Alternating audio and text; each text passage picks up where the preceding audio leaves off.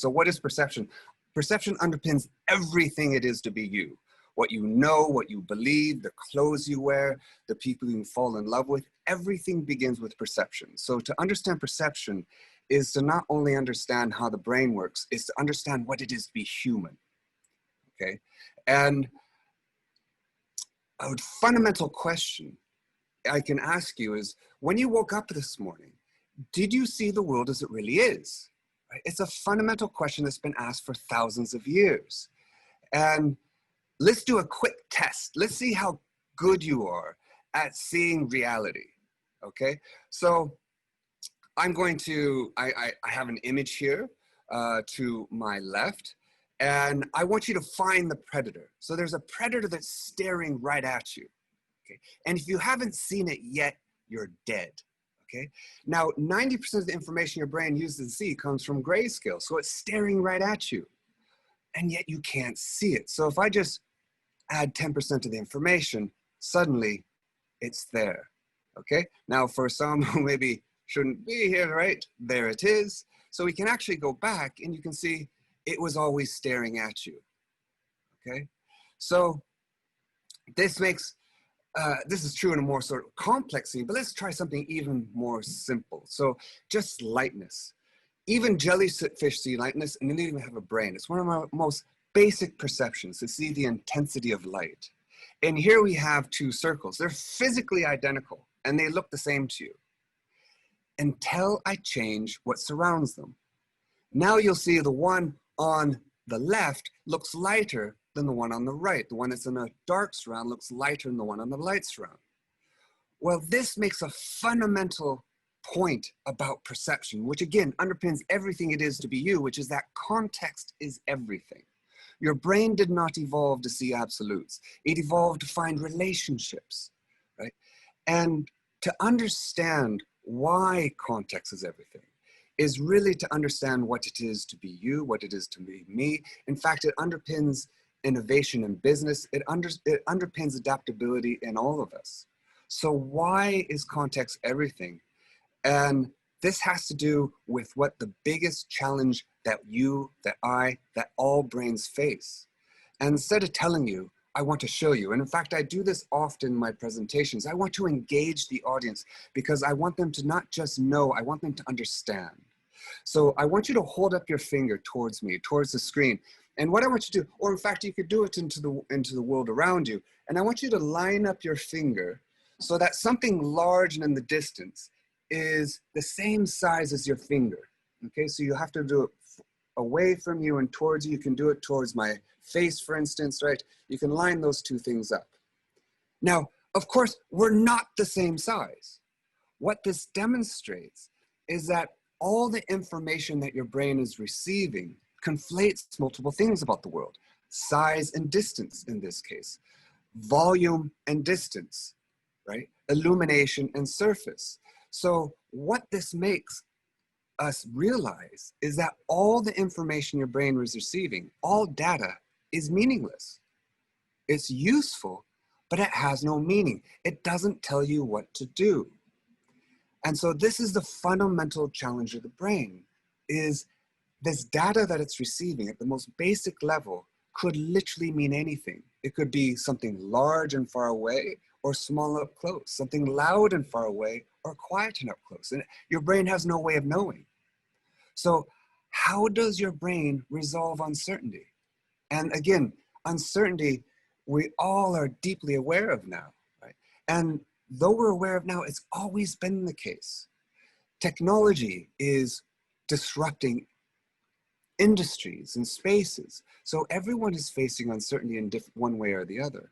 So how does your brain resolve it? It resolves it by continually redefining normality. Your brain is adapted to adapt. It's evolved to evolve. And I want to show you how this is true even at the most basic level of vision, which is just seeing color. So first I want you to notice that these two desert scenes here are physically the same. One is just the flipping of the other, but in terms of color, they look the same. Now I want you to stare at the dot between the red and the green squares, and you're just going to stare at that dot for 30 seconds, okay? And don't look anywhere else, just stare at that dot. And I'm going to tell you what's happening inside your brain right now. Your brain is learning. It's redefining normality. It's learning that the left side of its visual field is under green light and its right side is under red light. That's becoming its new reality, which means everything you see after this redefining normality will be a function of this experience. When I tell you to, I want you to look at the dot between the desert scenes, but not yet. Okay, I'm going to count you down.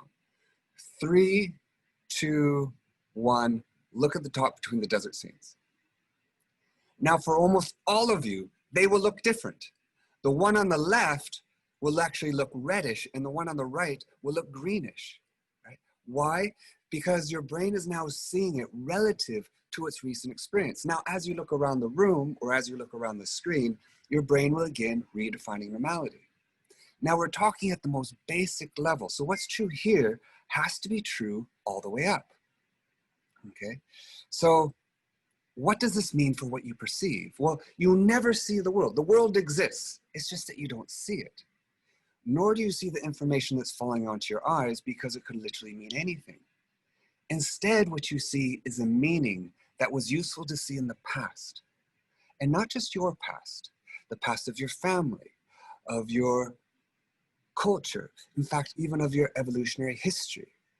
Most of your life happened without you even there. Your brain has incorporated this history and generates perceptions according to that.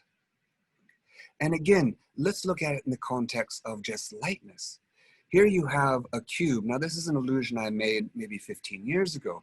And you can see a dark brown tile at the top and a light orange tile at the side. That is your perceptual reality. You would bet your life that they are different, when in fact, they are exactly the same. So that's your physical reality, and that's your perceptual reality. What's changing is the meaning of the information, not the information. You're seeing the meaning of those squares, not the squares. Now let's try something just in terms of sound. Now here I'm going to give you a sound stream, but I'm going to tell you a priori that nothing changes, right? Nothing changes except your perception.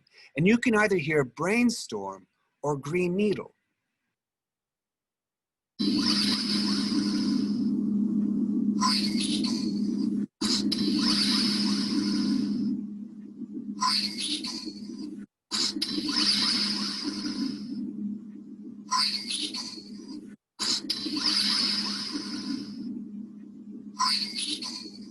Now, for many of you, you would have heard one or the other, but some of you can actually flip it from one ear to the other. Now, the sound stream's not changing.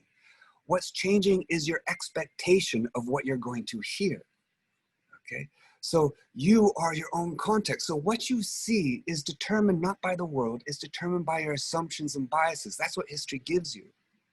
And often we don't even know that we have them, which is one of the biggest barriers to seeing differently, which is that we think we're objective, when in fact we're subjective. And this is not just true for us, this is true for all systems. So here we're gonna have a cat, and this cat's gonna turn around, it's gonna see the cucumber, but see what happens.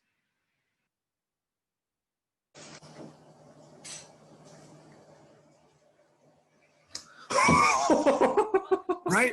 Why does it do this? Why does it do this? Because if you mistake a cucumber for a snake, it's not a big deal. But if you mistake a snake for a cucumber, that's a big deal, right? So the wiring of the brain of this cat has incorporated that assumption, and it then generates a reflexive response based on that history, okay? So your assumptions and biases, by the way, just don't stay inside here. You project them out into the world, right? So this screen is not blue. It couldn't, if a tree falls in the woods and no one's there to hear it, does it make a sound? No, it creates energy. The sound is a construct of your brain. The same is true for this screen. It's generating light, but it's not blue.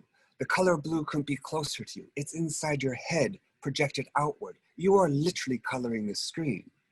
But what you do for the screen is also true for everything else. You color other people. You project your meaning onto them based on your history of experience, not based on theirs.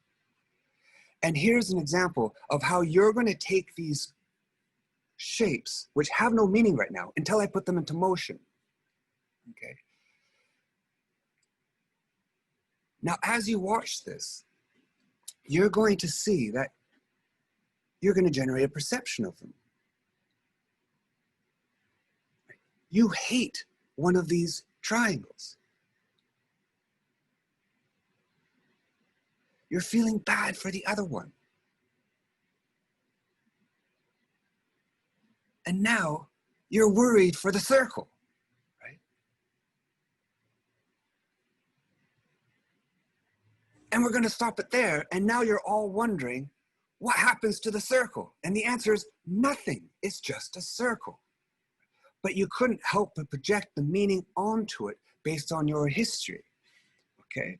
So, which means that when it comes to perception, which defines everything it is to be you, we're just like this frog. And I don't mean we're metaphorically like this frog. We are literally like this frog.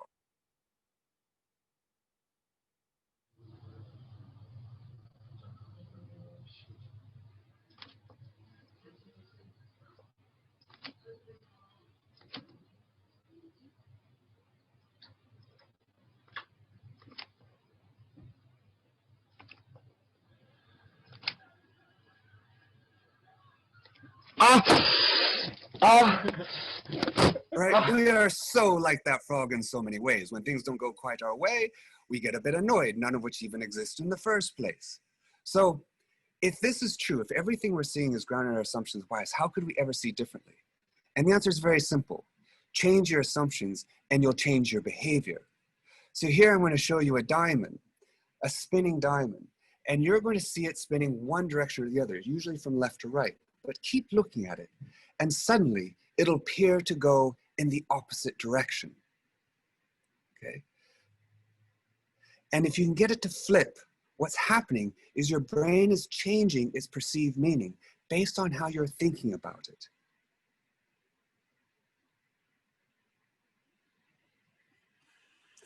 And remember, we're just talking about motion here. So what's true here has to be true all the way up. So if all we have to do is change our assumption and biases, why is that so difficult to do in order to see differently?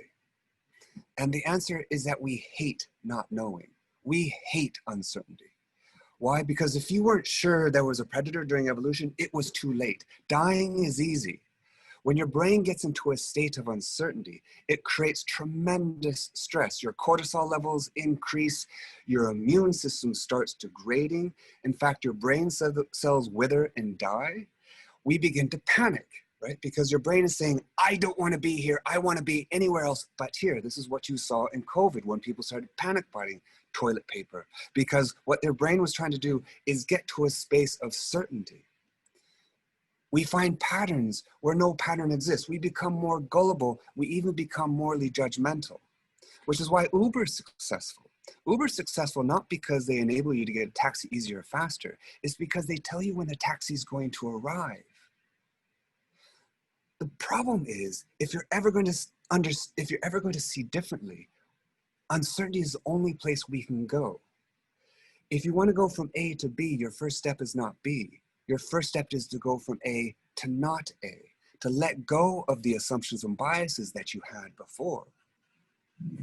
Now, nature gave us a solution to uncertainty because it is so essential that we go there. It's the only place we can go there if we're going to be creative, which is play, right? This is why play evolved, because play is a way of being. It's a state of the brain. It celebrates uncertainty. It encourages diversity. It's open to possibility. It's inherently cooperative, and it's what we call intrinsically motivating, right? The reward for play is play. And the most successful systems in nature are the ones that played into adulthood. These are the most adaptive.